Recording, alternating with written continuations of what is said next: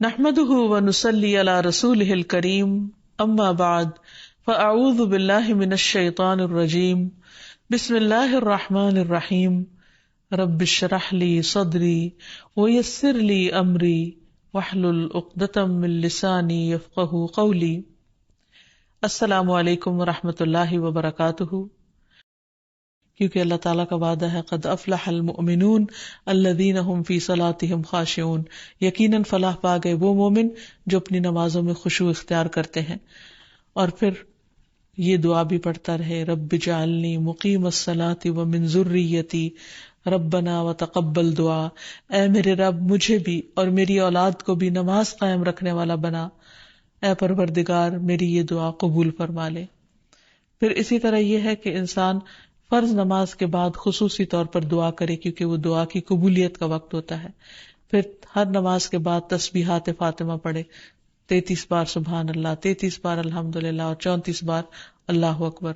پھر معوذات یعنی سورۃ الاخلاص، سورۃ الفلق، سورۃ الناس پڑھے، پھر آیت الکرسی پڑھے، پھر نبی صلی اللہ علیہ وسلم کی سکھائی ہوئی دعائیں، اللہم انت السلام ومنک السلام تبارکت یا ذا الجلال والاکرام، اے اللہ تو سراپا سلامتی ہے، تجھی سے سلامتی حاصل ہوتی ہے، تو بڑی برکتوں والا ہے، اے جلال اور اکرام والے۔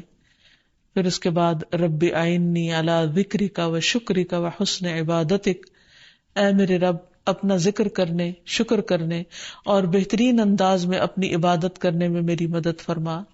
پھر اللہم اغفر لی ما قدمت وما اخرت وما اسررت وما اعلنت وما اسرفت وما انت اعلم به منی انت المقدم وانت المؤخر لا الہ الا انت، اے اللہ میرے سب گناہ اور میری سب خطائیں معاف کر دے، جو میں پہلے کر چکا اور جو میں نے بعد میں کی، جو چھپے ہوئے کی اور جو ظاہر میں کی، جو میں حد سے بڑھا رہا اور جن کے بارے میں تو مجھ سے زیادہ باخبر ہے۔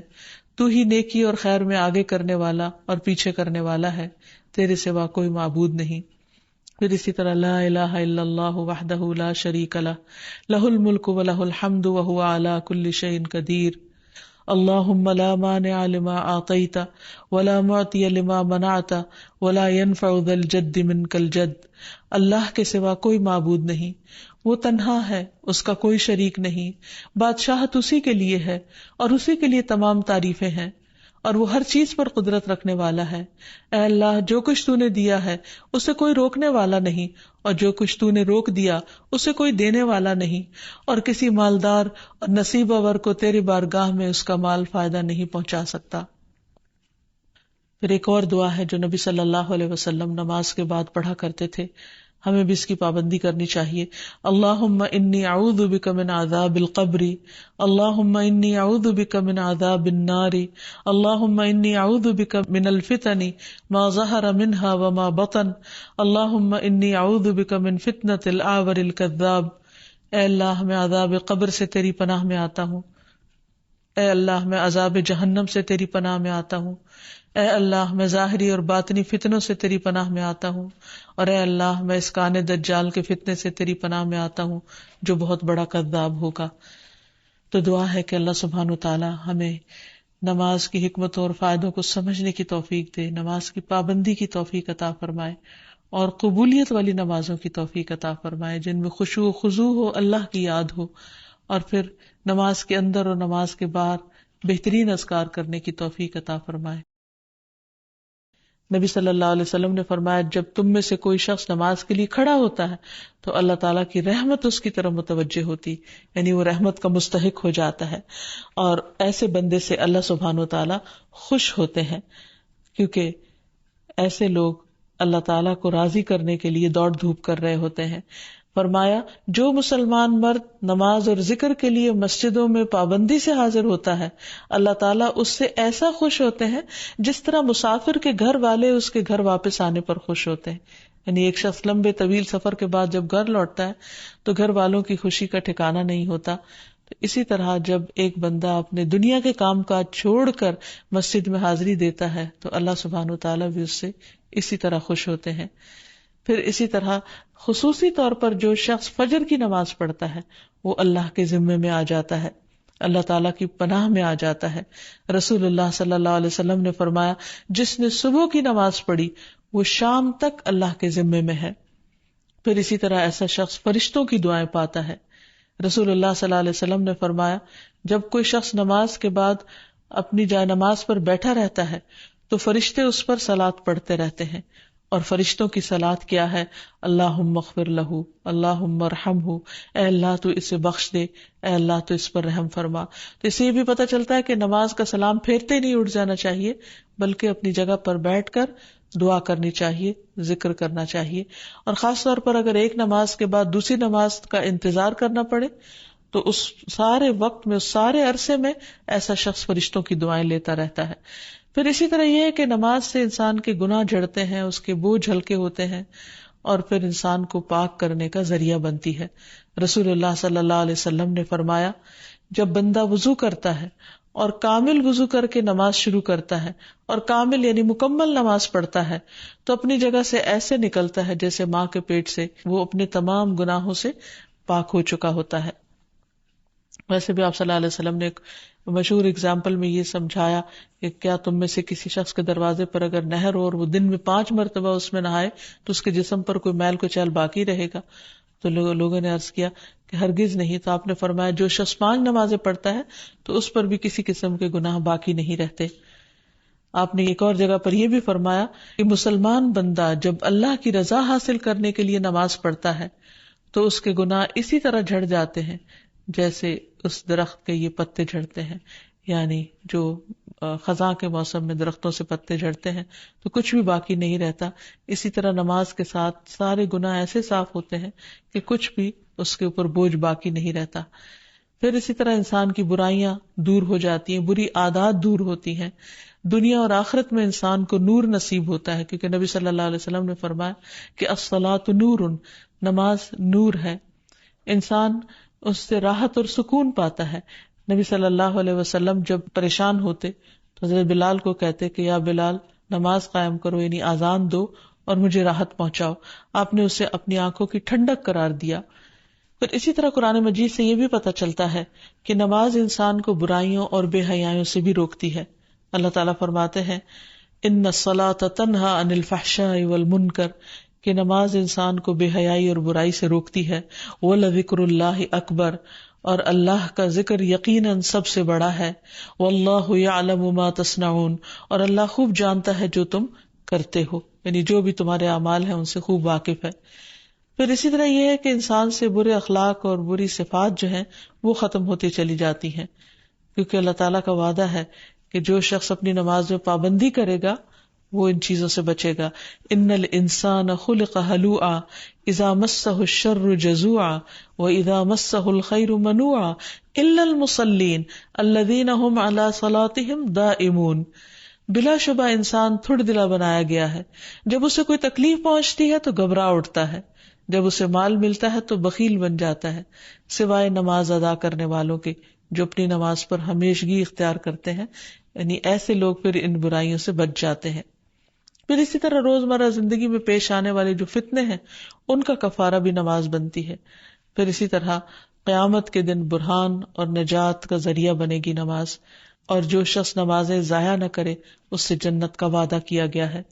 رسول اللہ صلی اللہ علیہ وسلم نے فرمایا اللہ نے اپنے بندوں پر 5 نمازیں فرض کر دی ہیں، جو شخص انہیں اس طرح ادا کرے کہ ان میں سے کسی چیز کو ضائع نہ کرے اور نہ ان کا حق معمولی سمجھے تو اللہ تعالیٰ کا وعدہ ہے کہ اسے جنت میں داخل کرے گا، اور جو انہیں اس طرح ادا نہ کرے تو اس سے اللہ تعالیٰ کا کوئی وعدہ نہیں، چاہے تو سزا دے چاہے تو معاف کر دے.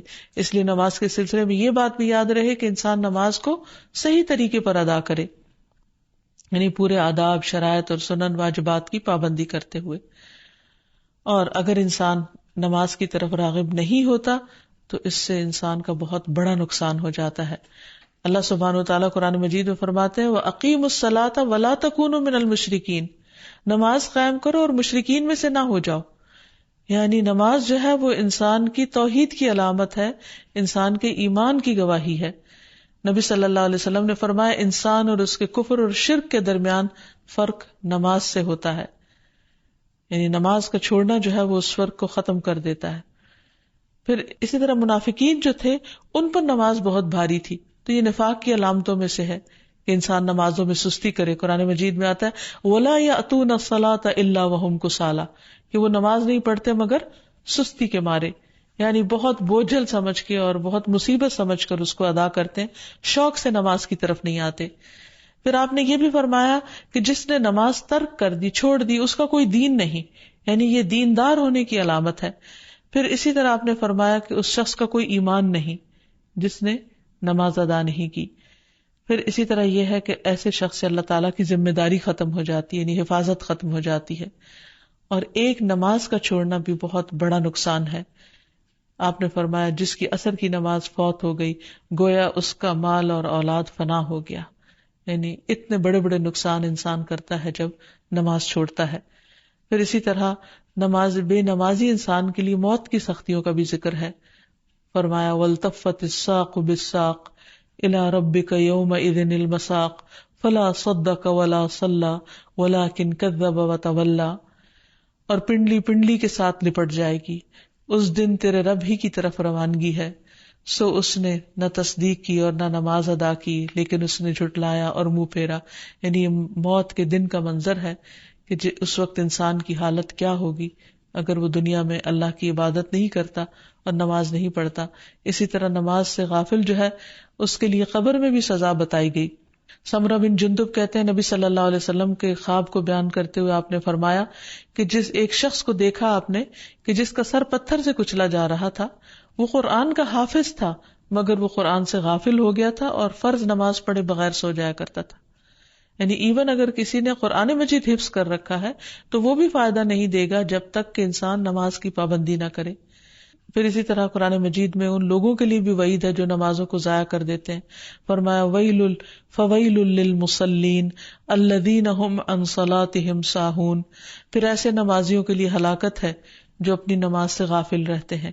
اس آیت کی تفسیر میں مصعب بن سعد کہتے ہیں کہ میں نے اپنے والد سے کہا ابا جان، اللہ تبارک و تعالیٰ کا یہ فرمان ہے کہ الذین هم عن صلاتهم ساہون، تو ہم میں سے کون ہے جو نماز نہیں بھولتا اور کس کے دل میں خیالات نہیں گزرتے؟ تو انہوں نے کہا اس کا یہ مطلب نہیں، بلکہ اس آیت سے وقت کا ضائع کرنا مراد ہے کہ انسان فضول کاموں میں لگا رہے یہاں تک کہ نماز کا وقت چلا جائے، قضا ہو جائے یا بہت تاخیر کر دے انسان. اور پھر اہل جہنم سے لوگ، اور قیامت کے دن جب اہل جہنم سے یہ پوچھا جائے گا ما سلککم فی سقر، تم نے جہنم میں تمہیں کیا چیز لے گئی؟ قالوا لم نک من المصلین، تو وہ کہیں گے کہ ہم نماز پڑھنے والوں میں سے نہ تھے. وَلَمْ نَكُ نُطْعِمُ الْمِسْكِينَ، اور ہم مسکین کو کھانا نہیں کھلاتے تھے. وَكُنَّا نَخُوضُ مَعَ الْخَائِضِينَ، اور ہم بحثیں کرنے والوں کے ساتھ مل کر بحثیں کیا کرتے تھے. دین کو ہم نے صرف بحث مباحثے کی چیز بنا رکھا تھا، عمل کی نہیں، ایمان کی نہیں. تو اس لیے بہت ضروری ہے کہ انسان نمازوں کی پابندی کرے اور درست طریقے پر ان کو پڑھے.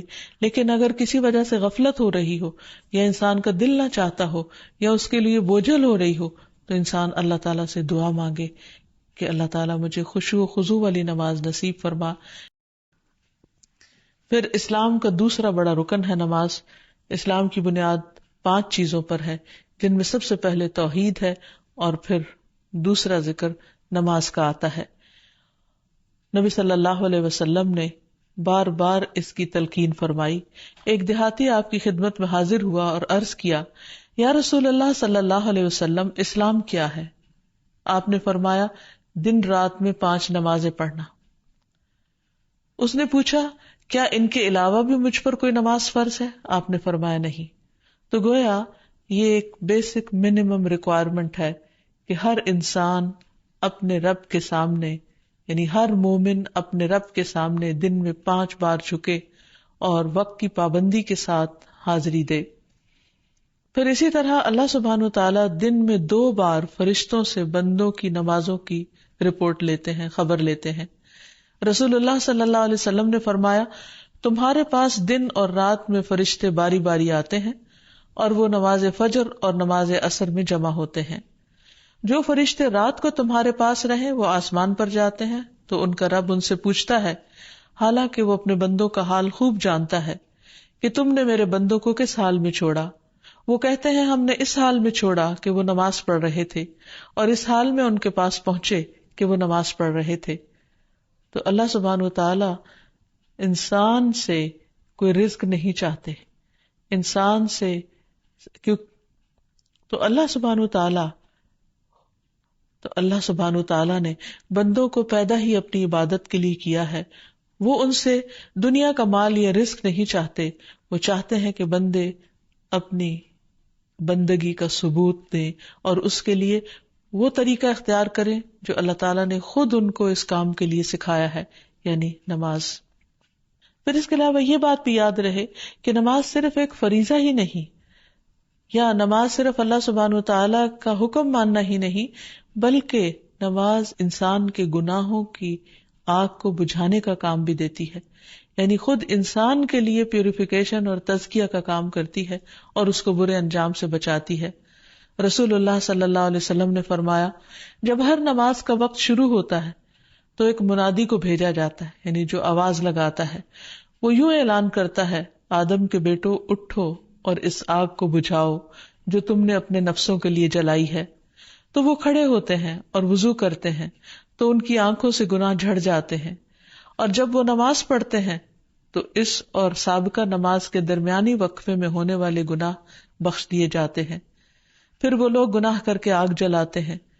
جو ہی ظہر کی نماز کا وقت ہوتا ہے تو اعلان کرنے والا اعلان کرتا ہے، بنو آدم اٹھو اور اس آگ کو بجھاؤ جو تم نے اپنے نفسوں کے لیے جلائی ہے۔ اور یہ اعلان سن کر وہ کھڑے ہوتے ہیں، وضو کرتے ہیں، نماز پڑھتے ہیں، تو اس نماز اور سابقہ نماز کے مابین ہونے والے گناہ بخش دیے جاتے ہیں، اور اسی طرح باقی تمام نمازوں کے وقت بھی ایسا ہی ہوتا ہے۔ پھر یہ بھی یاد رہے کہ قیامت کے دن انسان سے سب سے پہلا سوال نماز کے بارے میں ہوگا۔ حدیث میں آتا ہے کہ اللہ تعالیٰ فرشتوں سے فرمائے گا، حالانکہ وہ خود ہی خوب جاننے والا ہے، کہ میرے بندے کی نماز دیکھو کہ کیا اس نے اس کو پورا کیا ہے یا اس میں کوئی کمی ہے۔ چنانچہ اگر وہ کامل ہوئی تو پوری کی پوری لکھ دی جائے گی، اور اگر اس میں کوئی کمی ہوگی تو اللہ تعالیٰ فرمائے گا، دیکھو کیا میرے بندے کی کچھ نوافل بھی ہیں، یعنی فرض کی کمی نوافل سے پوری کی جائے گی۔ اگر نفل ہوں گے تو اللہ تعالیٰ فرمائے گا، میرے بندے کے فرضوں کو اس کے نفلوں سے پورا کر دو۔ پھر اسی انداز سے دیگر اعمال لیے جائیں گے۔ پھر اسی طرح یہ ہے کہ باقی اعمال کی درستگی کا انحصار بھی نماز کی درستگی پر ہے، کیونکہ نماز میں انسان دراصل اللہ سبحانہ وتعالیٰ کے حضور حاضر ہوتا ہے اور اس بات کا وعدہ کرتا ہے کہ ایاک نعبد، صرف تیری ہی ہم عبادت کرتے ہیں۔ اور پھر اگر نماز کے بعد یعنی سلام پھیرنے کے بعد وہ اللہ تعالیٰ کی باتیں ماننے سے انکار کرتا ہے یا اللہ تعالیٰ کی نافرمانی کرتا ہے تو پھر ایک طرح سے وعدہ خلافی کرتا ہے، اور پھر تھوڑی دیر کے بعد دوبارہ وقت ہو جاتا ہے تو دوبارہ اللہ تعالیٰ کے پاس جاتے ہوئے پھر وہ شرماتا ہے، گھبراتا ہے، اور جب وہ کہتا ہے ایاک نعبد و ایاک نستعین تو گویا اللہ تعالیٰ کو راضی کرتا ہے، لیکن پھر وہ بھول جاتا ہے اور پھر دوبارہ۔ تو اس طرح نماز انسان کو مسلسل گناہوں سے پاک کرتی رہتی ہے، بری عادات سے پاک کرتی رہتی ہے، اللہ تعالیٰ کی عبادت کے قابل بناتی ہے، اور پھر یہ بھی کہ نہ صرف یہ کہ انسان کی دنیاوی حالت کو درست کرتی ہے بلکہ قبر میں بھی اس کے لیے روشنی کا ذریعہ ہوگی، اس کی حفاظت کا ذریعہ ہوگی۔ اور قبر میں بندے کی حسرت کیا ہوگی؟ ابو ہریرہ کہتے ہیں کہ نبی صلی اللہ علیہ وسلم ایک قبر کے پاس سے گزرے اور اسے حال میں ہی دفن کیا گیا تھا، تو آپ نے فرمایا، یہ 2 رکعتیں جو کتنی خفیف ہوتی ہیں اور تم لوگ انہیں حقیر اور زائد سمجھتے ہو، یعنی 2 نفل پڑھتے ہوئے گھبراتے ہو، لیکن وہ 2 رکعتیں اگر یہ صاحب قبر اپنے عمل میں زیادہ کر لیتا تو اس کی نظر میں باقی تمام دنیا سے بھی زیادہ اس کو محبوب ہوتی، یعنی اگر وہ یہ نماز پڑھ لیتا تو اس وقت اس کو یہ نماز یعنی 2 رکعتیں جو ہیں ہر چیز سے زیادہ پیاری ہوتی جو اس وقت اس کے پاس ہے۔ یہ بھی یاد رہے کہ نبی صلی اللہ علیہ وسلم کے آخری الفاظ نماز کے بارے میں تھے، اور اسلام میں بچوں کو بھی سب سے پہلے دین کی جو چیز سکھانے کی ضرورت ہے وہ نماز ہی ہے، یعنی عملی زندگی میں۔ چونکہ اس نماز کے بہت سارے فائدے ہیں، اس لیے انسان کو نماز شوق کے ساتھ پڑھنی چاہیے اور اس کو اپنے اوپر بوجھ نہیں سمجھنا چاہیے۔ نماز اللہ سبحانہ وتعالیٰ کی رحمت کا ذریعہ ہے، اللہ تعالیٰ فرماتے ہیں وَأَقِيمُوا الصَّلَاةَ وَآتُوا الزَّكَاةَ وَأَطِيعُوا الرَّسُولَ لَعَلَّكُمْ تُرْحَمُونَ، نماز قائم کرو، زکوٰۃ ادا کرو، رسول کی اطاعت کرو تاکہ تم پر رحم کیا جائے.